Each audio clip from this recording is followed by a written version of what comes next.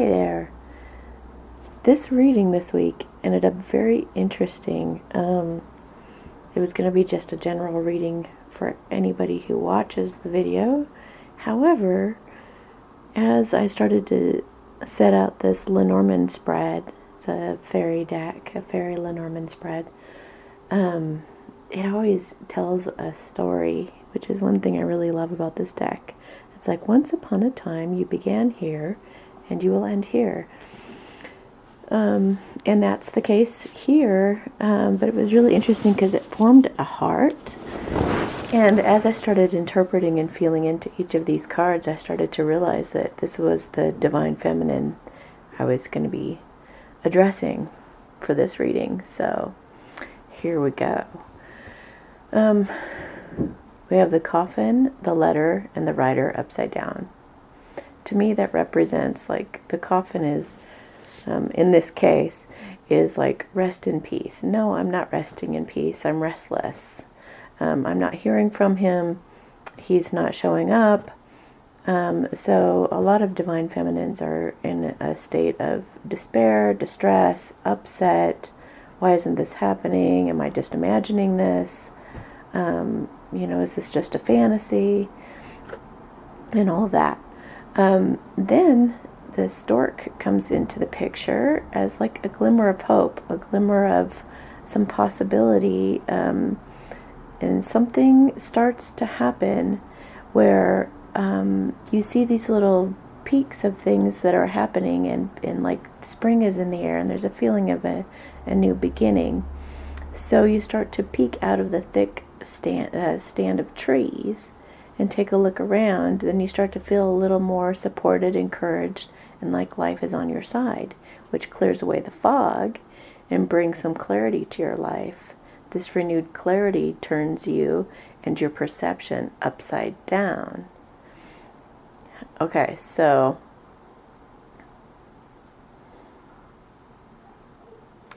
all those worst case scenarios you've been thinking all this time are finally put at ease, and you start to feel more confident and powerful. I think this also implies some things are going to be happening to bring those things about. So I think that the divine masculine is going to show up, and that you'll be getting to know each other soon, very soon. Because here's what happens. It looks like with this crossroads card, at the time when you start feeling powerful and you start feeling like, okay, I was wrong, I'm feeling really good, and now I totally get this whole divine feminine thing, and then you're faced with a choice. And I wrote down this little piece about it, so I hope you don't mind that I read this. It says that you have a choice, the high road or the low road. This path will only be as easy as your degree of enlightenment and ability to let go of your ego and heal in any given situation with your twin. Honest communication and taking responsibility will be key. Yes, you've tried this before with others, but that wasn't the same. This is your twin. If you make the choice to be on this type of accelerated journey, you're ready, and a secure and prosperous home environment is in your near future. If you have someone you think is your twin, bless him daily if you want. Consciously choose him, he'll feel it. Then slip back into oneness with him within and address every issue that comes up as it arises for healing. The ultimate goal is to learn unconditional love. First with yourself, then your twin, and as you both heal, you heal the consciousness of the entire planet. It's an honorable path, but not for the weak of heart. You must be strong and willing to face your shadow side. Many will be awakening and uniting with their twins this year and within the next 5 years. It's necessary for the ascension of the planet. So don't just see this in you and him in a cute little fairy tale, although others may see it this way, which is also part of the purpose, to inspire others to greater love. But there is a much bigger picture and much more at stake than what meets the eye. So it's a cute little spread that looks like a heart, but it turns out to be quite a big picture here. And now on to the next cards. Now we have Athena and Aurora. Athena is saying that it's safe for you to be powerful and in a loving way. Obviously, you're like totally stepping into that, divine feminines. It's awesome. You've realized this is a sure thing. It's going to happen, so why worry about it? Just be in the moment and enjoy your life and be happy, and just not even wait. Don't wait. Just get on with your life and have an incredible time, and make the best of this period of your time, because once you unite with your twin, then it's going to be for the rest of your life. So this is the last little bit of you being single, so enjoy it. Aurora, you're flying high right now, which may threaten others, but don't descend, because others will be inspired by your example. I mean, this is just further confirmation that things are very much so going to be going the way that you'd always hoped. People are going to be a little jealous. That's okay.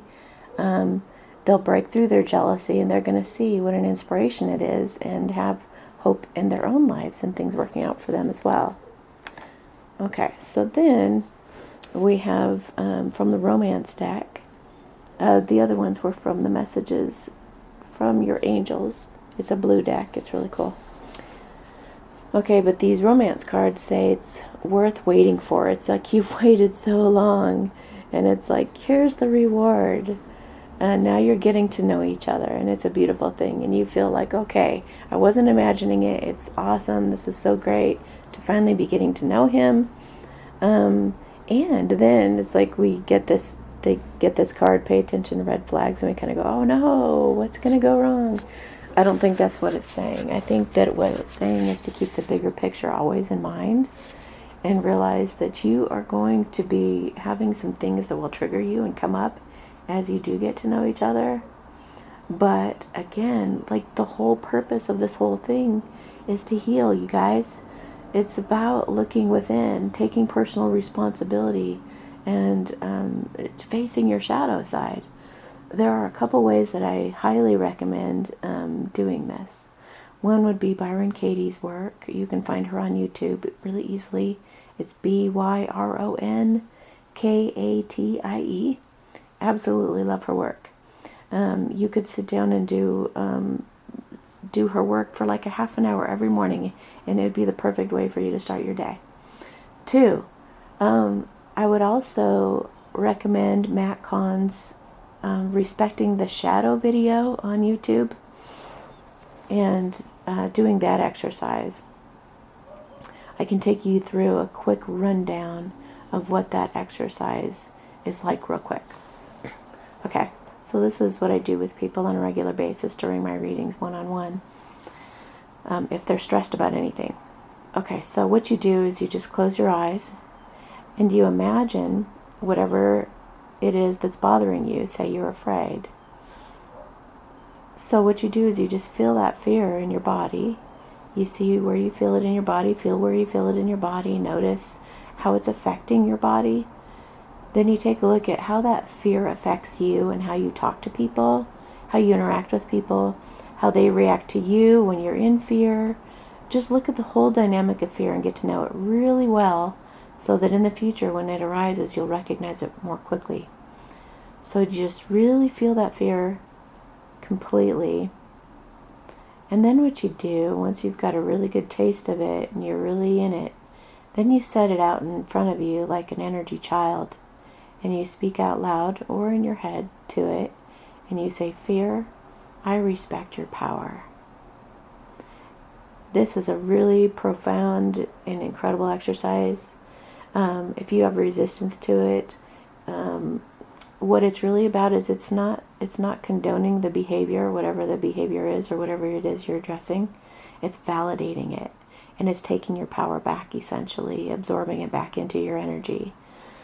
So if you do the exercise correctly and truly surrender to it and really validate that aspect of you, then you're integrating it more powerfully, in the sense that you're giving it the validation it needs, and it doesn't need to act out inappropriately anymore.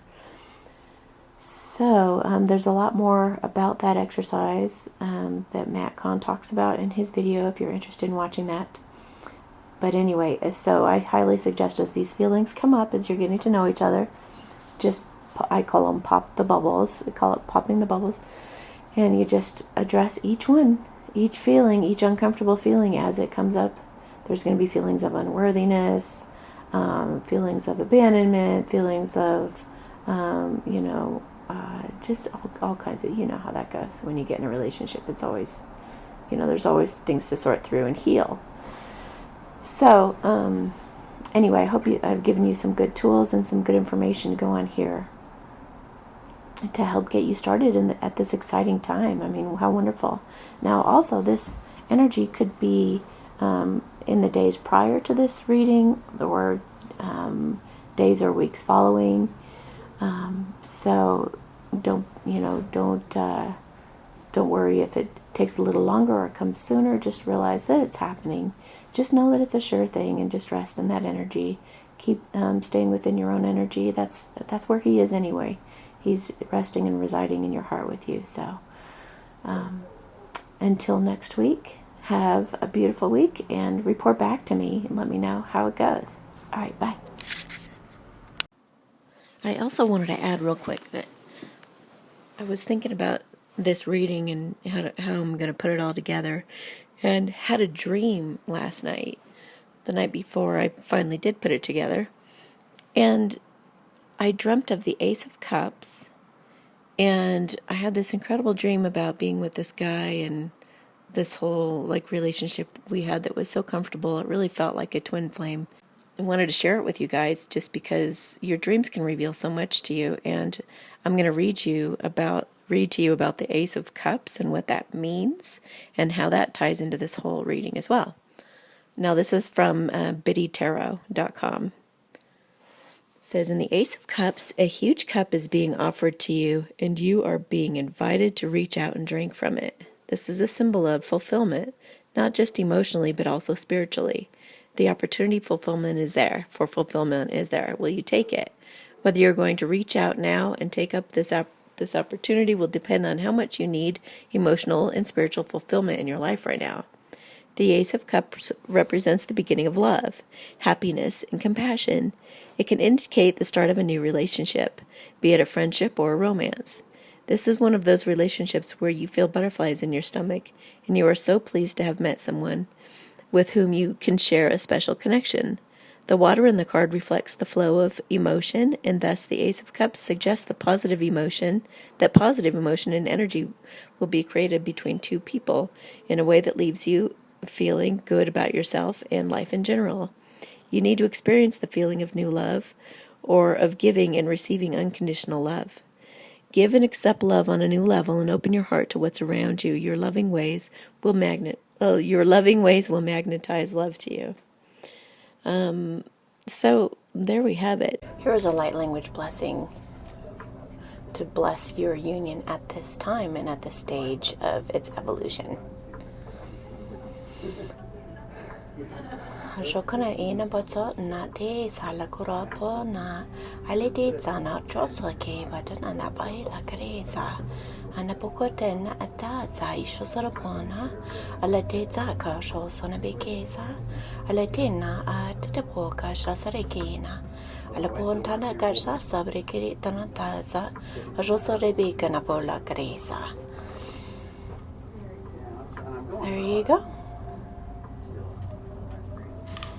Just remember, every time I do one of these blessings, it's live.